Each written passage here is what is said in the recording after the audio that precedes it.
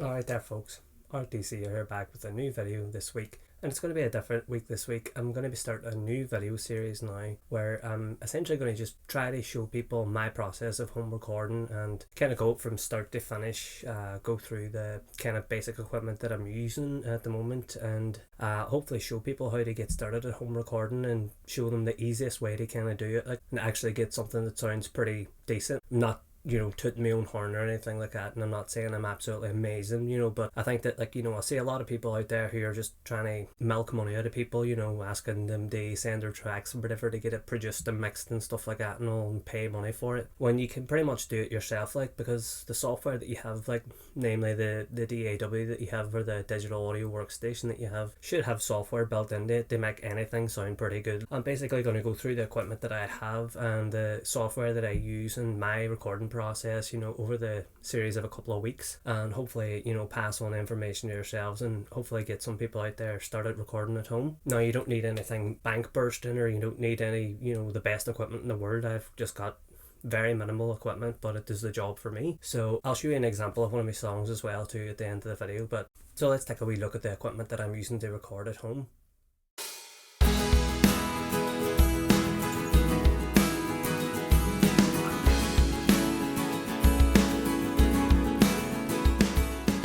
Starting off with the main kind of equipment that I'm using at the moment. So the main program that I'm using to record my software onto is Ableton Live. Now, I'm just using the basic version of it, but it is pretty good, just for doing like basic home recordings and stuff.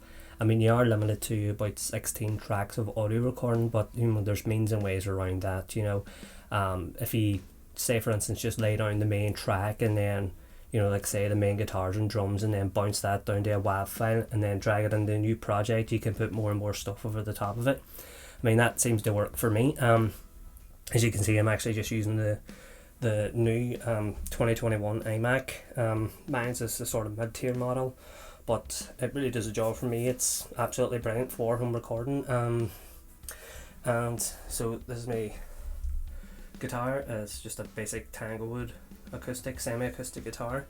So sometimes I would mic that in and jack it in at the same time, so I'm using a jack and a mic to get two different kinds of sounds and blend them together. That's my newest acquirement there. It's just a wee lag ukulele I bought there. I've incorporated that into one of my songs and it sounds pure class live. And this is just the electric guitar that I use. Now, it's a sort of very basic electric guitar, but does the job for me. And this is my bass as well too. As I say, not absolutely amazing bass, but I get a good sound off it. So that's sort of my recording equipment. Also just using this cheapest chips, the wee Behringer Euphoria UM2 USB interface that has two channel inputs, one mic and one instrument. Actually, the mic doubles up as an instrument, so you can plug two instruments in at once if you choose to do so.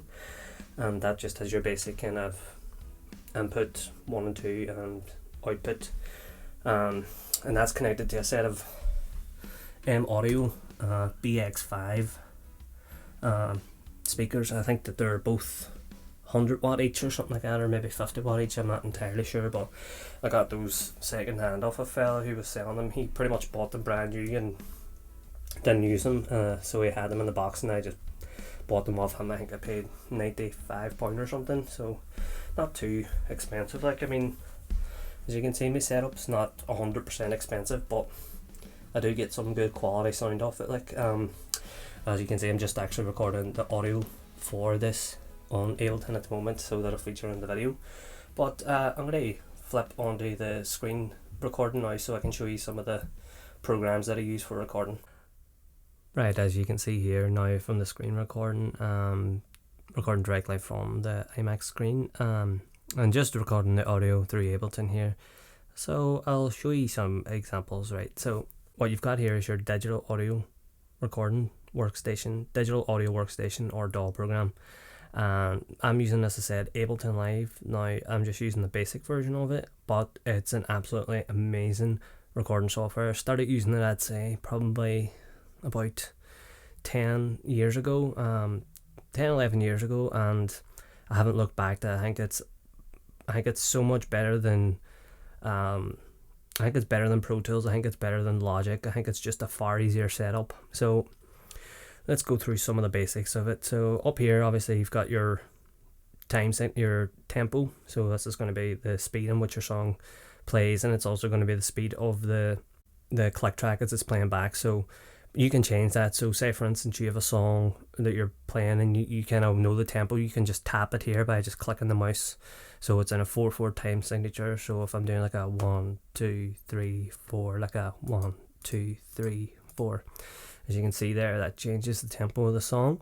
And then when you want to obviously add the click, you just click this wee button here, and so there you go, that's your click and everything, and it's simple as that.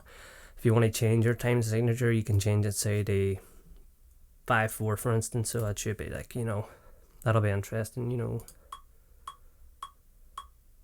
2 3 4 5 1 2 1 2 3 1 2. Do you see what I mean? It's pretty simple to use. You can also change it from that annoying sound. I like to kind of put it to the click, you know, it's a lot easier, and it doesn't really bleed through them, you know, the headphones when you're recording and stuff like that.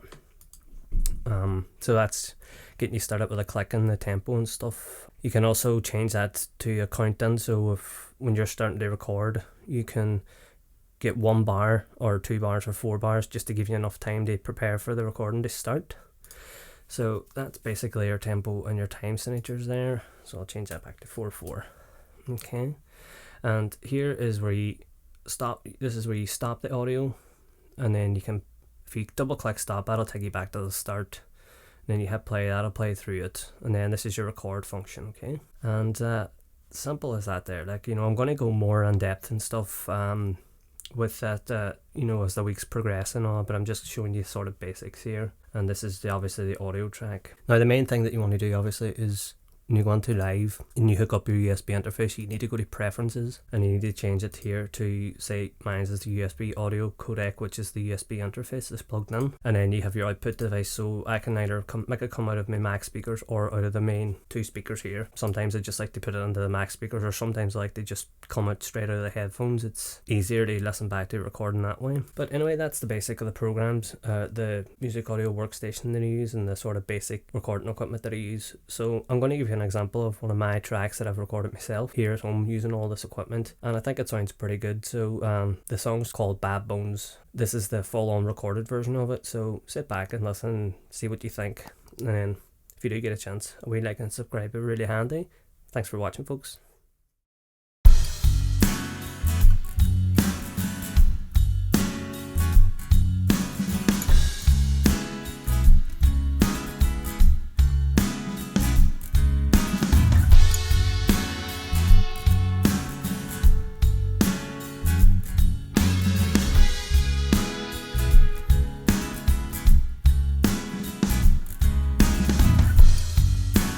If I try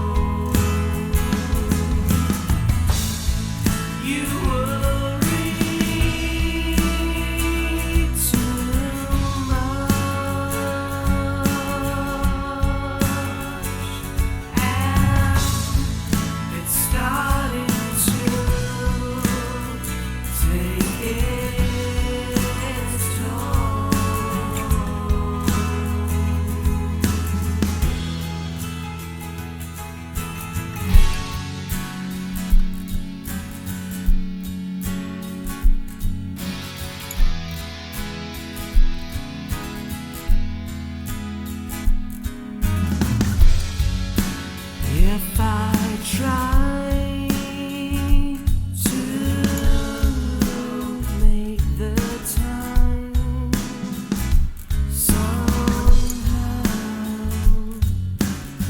you think I've committed a crime.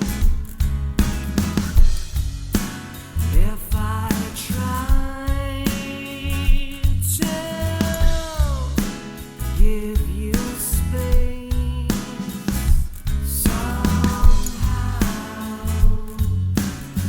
I see that look upon your face. I look you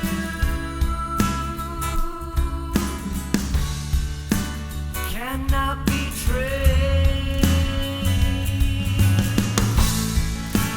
Trust me, I am clean. There's no backbones in my soul.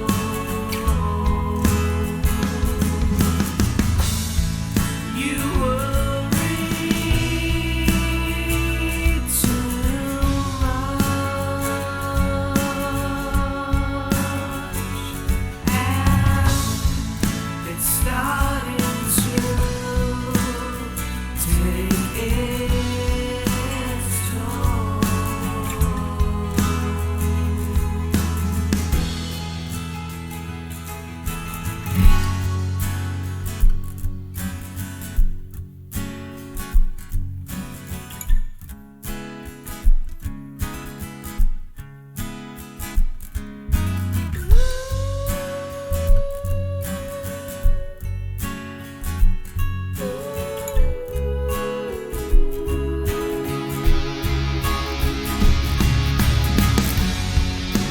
When I say I love you, just know that I do. When I say that I care, just know I'll be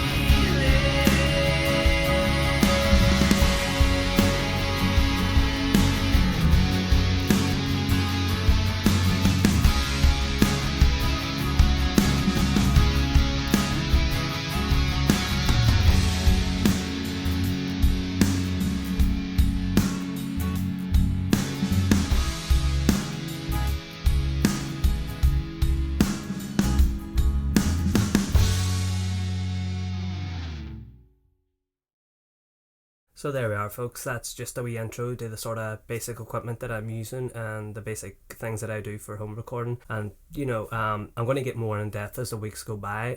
Really going to try and make this as easy as possible for people out there who might not know how to home record, or are home recording but they just haven't got a good enough sound yet, or they feel like they haven't got a good enough sound. I just hope that some of the wee techniques that I use will help you. And I'm not doing this to try and make money off people. I'm just doing this because I think that I know what it's like to be a struggling musician, and I just want to help as many people as I can. So if you do get a chance, stick around for the series, because it's going to be extensive over the next few weeks, and I'm going to just kind of record a song and we can build a song together, because this song's going to feature on my upcoming album as well. And I'll show you some of the techniques and ways that I use to record and how to get a decent enough sound for home recording. As you hear from that track, Bad Bones, it's not the best song in the world, but I think it sounds pretty good just for having recorded it at home. So a wee like and subscribe would be very handy, and thanks very much for watching, folks, and bye.